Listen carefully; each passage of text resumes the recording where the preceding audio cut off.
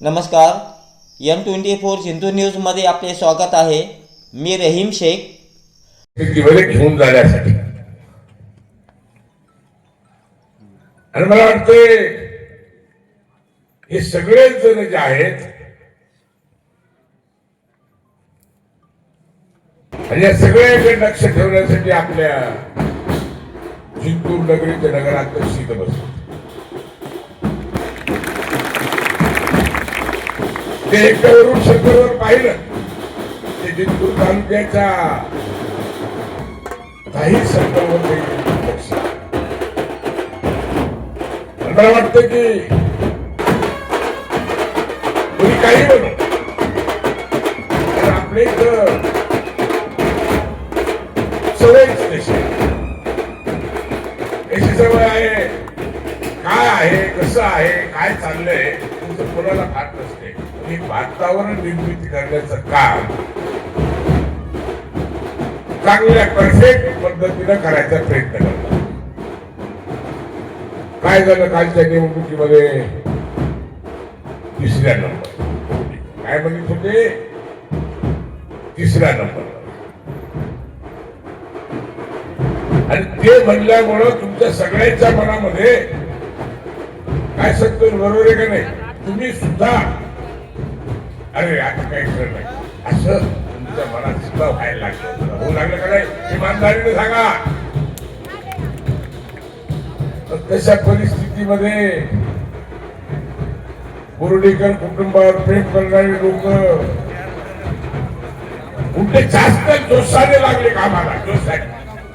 आणि मग त्यांचा निकाल काय गेला तुम्ही पाहिला. तुम्ही आम्ही सगळे आता तेच या प्रमाणात या जिल्हा परिषद सर्कलला असे त्या जिल्हा परिषदला असे बरोबर नाही.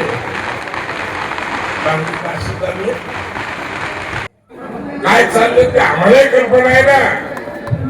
तुम्हाला सांगायचे आम्हाला आमच्यापर्यंत संभ्रम निर्माण करणे, एकमेकांच्या बाबतीमध्ये गैरसमज निर्माण त्याचा फायदा काय घ्यायचा विचार करायला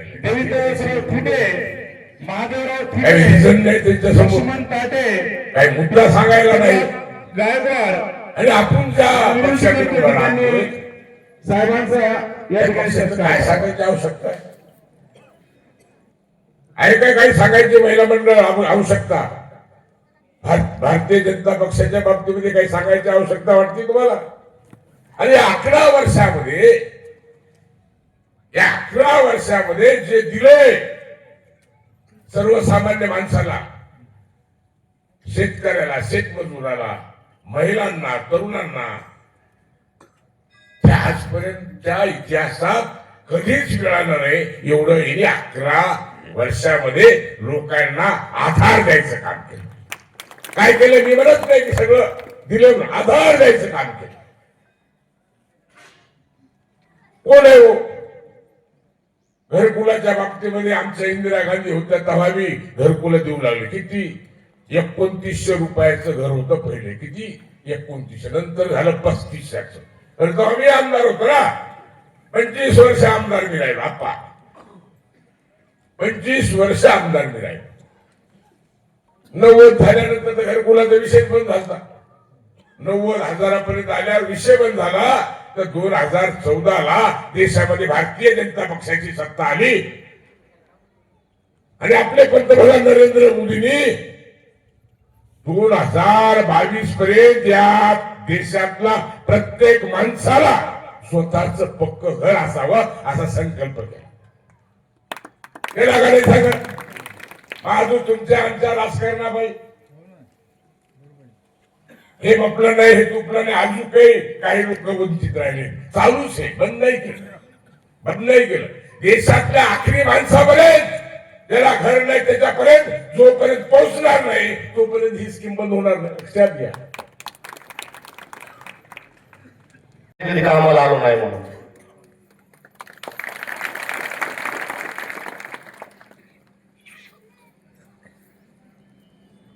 जिल्हा परिषद पंचायत समिती 2026च्या इलेक्शनसाठी मतदानासाठी आपण इथे जमा झालेलो आहोत. आम्ही तुमच्या दारात येतो.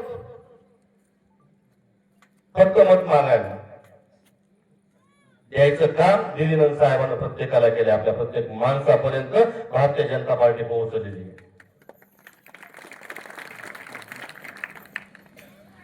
भारतीय जनता पार्टीने दिलं, आपल्याला राशन दिलंय, घरकुल दिले, आपल्याला ज्या मूलभूत गरजा आहेत आपल्या त्या भारतीय जनता पार्टीने पूर्ण करण्याचं काम केलंय. साहेब, आमच्या सर्कल मधले जास्त काही प्रश्न शिल्लक राहिले नाहीत, थोडे बहुत प्रश्न शिल्लक आहेत, बांधून द्यायचे.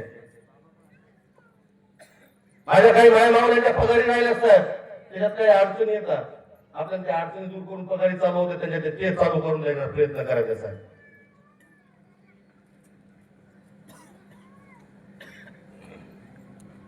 माझे आदिवासी बांधव असतील, त्याचा प्रस्ताव पाठवला साहेब आपण त्याच्या सभागृहासाठी. आमचे नरशिव मंदिर एवढं प्रसिद्ध आहे साहेब, अख्ख्या महाराष्ट्रातून लोक येतात, यात्रेसाठी येतात, दर्शनासाठी येतात साहेब. आमच्या गावातल्या सर्व मंडळाची एकच विषय द्या साहेब एवढ्या जागेला, कारण जेणेकरून गावात लहान मोठे होणारे कार्यक्रम आणि माझ्या गावातल्या गोरगरीब जनतेला जिंतूरला जाण्याची वेळ येणार नाही सर. माळ्या टाळी एक 4-2 गल्ल्याचे रस्ते राहिले साहेब, फक्त कामं कोणती राहिली नाहीत. तुमच्या माध्यमातून साहेब दवाखाना आलाय, ग्रामपंचायतची नवीन इमारत आली, वॉटर सप्लाय चांगली चालू.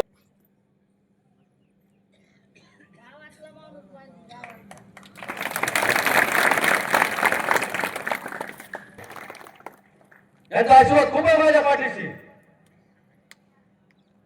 पण काही गावातले काही 4-2 असतील असे इकडे तिकडे स्वतःच्या स्वार्थासाठी फिरणारे. बोलून भाऊच पाहिजे. माझ्या मायबावल्यानं मग रात्री मुद्दाम बोलून घेतलं, भाऊ म्हणले आम्ही एका पाठीमागं पुढे जरी गेलो असतो तर ह्या वेळेस ठामपणे तुमच्या मागे, तुमच्या डोक्यावर माझा हात आहे. आई जगदंबेचं मंदिर आदिवासी वस्तीमध्ये आहे, त्यांचं देखील सभागृह मंजूर झालंय. फक्त आचारसंहिता लागल्यामुळे नारळ फोडायचं राहिलं होतं. परत योग असा दणदणीत विजय उत्सव अख्ख्या जिल्ह्याचा या वरुड नरसिंह नगरीमध्ये आपल्या उपस्थित होईल एवढीच या ठिकाणी मी आपल्या नरसिंहसाठी विनंती करतो. आणि साहेबांनी जे गोविंद जे आपल्या सर्व मतदारासाठी जे मागितलं, आपण भरभरून प्रेम, आपले आशीर्वाद रूपी मतदान आमच्या झोळीमध्ये टाकताल आणि आमच्या नेत्यांचा, आदरणीय दिदींचा डंका त्या महाराष्ट्राच्या किल्ल्यावरती फडकेल एवढीच या ठिकाणी आपल्या चरणी प्रार्थना करतो. आणि हा कार्यक्रम संपला असा जाहीर करतो. या कार्यक्रमाला वेळात वेळ काढून प्रत्येक गावचे नागरिक आले, त्यांचं देखील मी मनापासून स्वागत करतो. आणि आपल्या चरणी एवढीच विनंती करतो, येणारी 7 तारीख आपल्या हातात आहे. विरोधकांना आता लाजत फिरण्याची वेळ आली, त्यांना कायमच बुडासकट उपटून टाकण्याची संधी तुमच्या हातात आलेली आहे.